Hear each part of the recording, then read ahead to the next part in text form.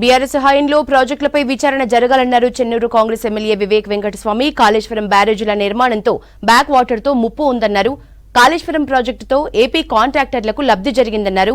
BRS హయాంలో తప్పుడు కేసులతో వేధించారని అన్నారు వివేక్. బీఆర్ఎస్ నియంతృత్వ పాలనతో ప్రజలు విసిగిపోయారని అన్నారు. ప్రజా దర్బార్లతో ప్రజలకు మరింత దగ్గర కావచ్చన్నారు. ఇక చెన్నూరులో తాగునీటి వసతి లేక ప్రజలు ఇబ్బందులు పడ్డారని అన్నారు వివేక్. సింగరేణి సంస్థలో బీఆర్ఎస్ హయాంలో 39,000 ఉద్యోగాలే ఉన్నాయని అన్నారు. అవినీతి అక్రమాలు జరిగిన చోట్ల విచారణ జరగాలని అసెంబ్లీలో మాట్లాడారు వివేక్ వెంకటస్వామి. ప్రభుత్వం వచ్చిన తర్వాత గ్రావిటీతో వచ్చే ప్రాజెక్ట్ని తీసుకెళ్లి కాళేశ్వరంలో పెట్టడము.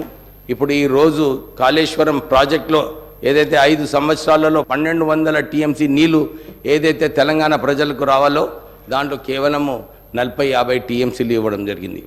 1,00,000 కోట్ల రూపాయలు ఖర్చు పెట్టిన తర్వాత సంవత్సరానికి 10,000 కోట్ల రూపాయలు మిత్తే అధ్యక్ష దానిపైన. అంటే ఈ ప్రాజెక్ట్ వయబిలిటీ ఉందా లేదా?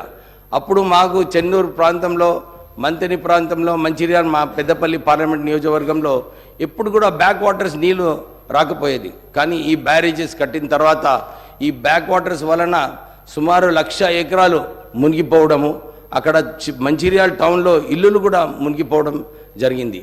అయితే ఒక మంచి నిర్ణయం మా ముఖ్యమంత్రి గారు తీసుకున్నారు. దీంట్లో ఒక ఎంక్వైరీ పెట్టి నిజంగానే ఈ ప్రాజెక్ట్ ఏదైతే అంతకుముందు మహారాష్ట్రతో ఒప్పందం జరిగిందో ఇది నిజంగా రీడిజైన్ చేస్తూ ఇక్కడ మార్చే అవసరం ఉందా లేదా, దీంట్లో ఇన్ని వేల కోట్ల రూపాయలు ఎట్లా ఖర్చు అయినాయి. కాంట్రాక్టర్ అప్పుడు అందరికి కూడా అనుకున్నారు తెలంగాణ కాంట్రాక్టర్స్కి ఈ ప్రాజెక్ట్ లభిస్తుందని. కానీ మనం ఇచ్చింది ఈ కాంట్రాక్ట్ ఆంధ్ర కాంట్రాక్టర్స్కి.